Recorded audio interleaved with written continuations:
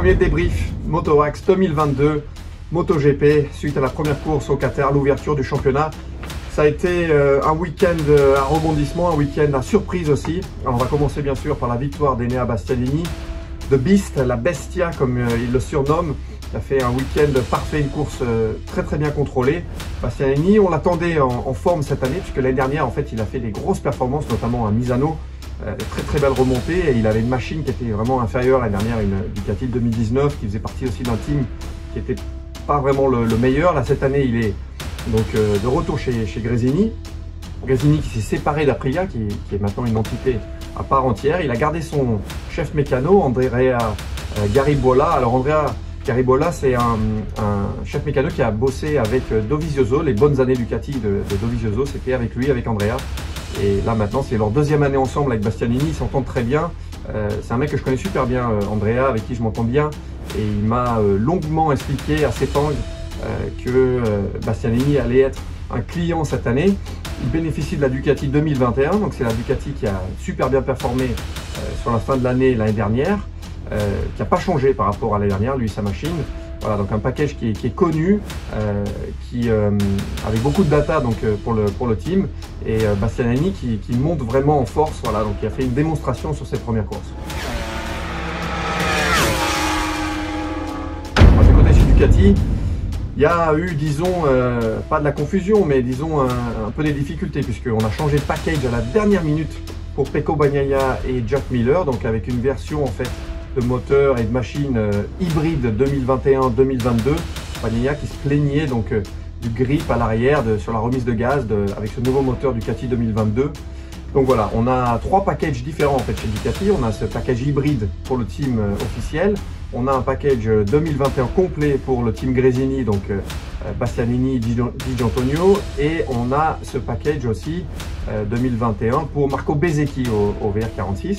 Et ensuite, on a un package complètement 2022, donc pour Team Pramac, pour notre français Johan Zarco, pour Jorge Martin et aussi pour Luca Marini au VR46. Donc Ducati Factory qui a galéré, Bagnaia qui n'a jamais été trop dans le coup, il a galéré aussi en qualif alors que normalement il excelle. Et Miller qui a eu un problème de GPS. Alors c'est pas vraiment un problème de GPS parce que les GPS sont pas autorisés, mais en fait on a la machine. Les machines MotoGP se repèrent sur le circuit avec les secteurs, c'est-à-dire que le système électronique reconnaît les secteurs du circuit et donc donne de la puissance ou pas d'ailleurs au moteur à la sortie de certains virages, secteur par secteur. Et donc la machine de Jack Miller s'est perdue, ça arrive des fois, ça m'est arrivé des fois en test d'ailleurs. Et donc la machine commence à donner beaucoup de puissance à des endroits où on n'en veut pas et beaucoup moins à des endroits où on en a besoin.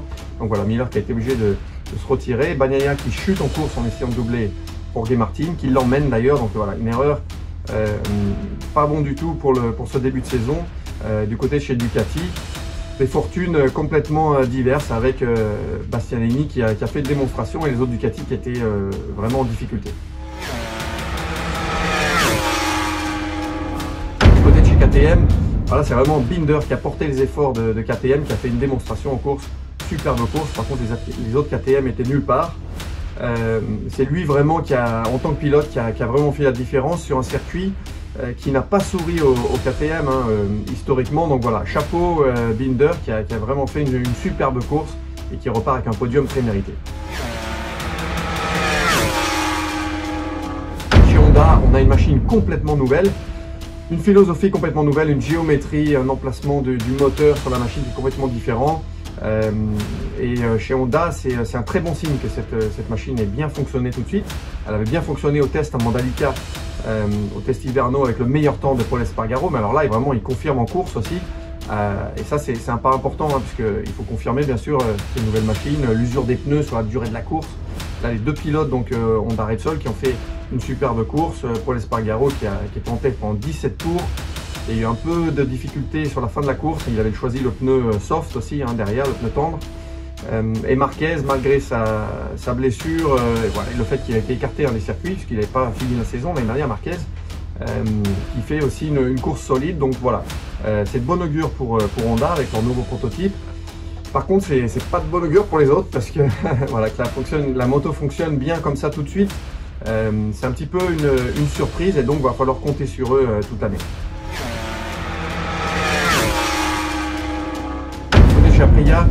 On confirme, surtout du côté d'Aleix Espargaro, hein, la grande forme et le progrès de cette machine. Espargaro qui était dans le coup, qui aurait presque pu monter sur le podium, qui a été dans le coup aux essais et sur la durée de la course. Donc voilà, chapeau bas pour Aprilia qui continue de progresser. Et on espère qu'ils vont pouvoir perdre les concessions cette année. Ça veut dire qu'ils vont faire beaucoup de podiums et peut-être, pourquoi pas, la première victoire pour Aprilia. Et pour Aleix Espargaro d'ailleurs, qui est le seul pilote de la grille MotoGP qui n'a jamais gagné le Grand Prix. Donc voilà, c'est peut-être l'heure est peut-être arrivée pour Aleix de gagner son premier Grand Prix. Du côté de chez Suzuki, ça a été un petit peu une déception hein, pour le résultat en course. 6-7e place, donc c'est pas mal. Ils étaient quand même dans le coup, hein, ils finissent pas loin du tout. Le bon côté, c'est que chez Suzuki, on a trouvé de la vitesse. On a un nouveau moteur 2022 qui va beaucoup plus vite et on a aussi un système pour abaisser l'arrière de la machine qui fonctionne beaucoup mieux. On est maintenant à la 4e évolution de ce système qui est apparu très tard hein, par rapport aux autres constructeurs. L'année dernière, il est arrivé en Autriche. Donc là, c'est un système maintenant qui fonctionne bien, qui rend la moto en fait en abaissant l'arrière et en relevant l'avant de la machine. On rend la moto beaucoup plus aéro en fait et donc dans la grande ligne droite du Qatar, donc 1 km de ligne droite où la charge et l'aérodynamique comptent beaucoup. Ça fait une grosse différence entre la Suzuki qui a roulé très vite. On a vu pendant les essais la Suze qui faisait l'aspi à une Ducati. On n'a jamais pu penser que ça aurait pu le faire. Donc voilà, des progrès du côté de chez Suzuki, notamment au niveau moteur. Et c'est de bon augure pour moi, je pense, pour la course, pour le reste des courses cette année. Et je pense qu'on va voir de la Suzuki sur le podium cette année plus régulièrement que l'année dernière.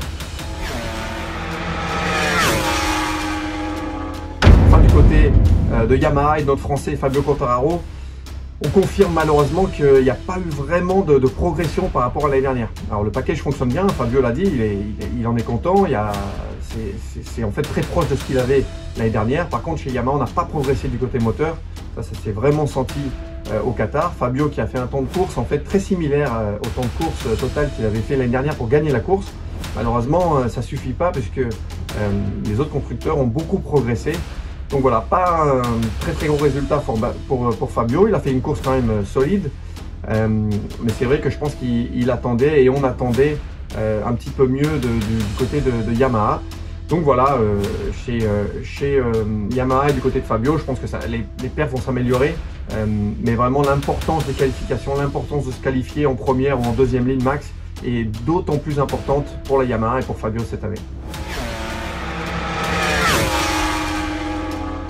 Du côté de Johann Zarco, on a eu un week-end où il a montré des très belles choses. FP4, énorme rythme de course. En course aussi, il a fait une superbe remontée. Malheureusement, pour un fil, il n'a pas réussi à se qualifier en Q2. Il est parti loin. Il n'est pas très bien parti en plus sur les premiers tours. Et il a effectué donc une très belle remontée avec un beau rythme de course néanmoins avec cette Ducati 2022 donc qui a bien fonctionné pour lui. Donc voilà, disons qu'on ne l'a pas trop vu en fait, Johann Zarco. Mais il a fait une belle remontée et je pense qu'il va quand même faire une belle saison, Johann. C'est quand même un beau début de saison pour lui, même si au niveau résultat, je pense qu'il espérait mieux que ça.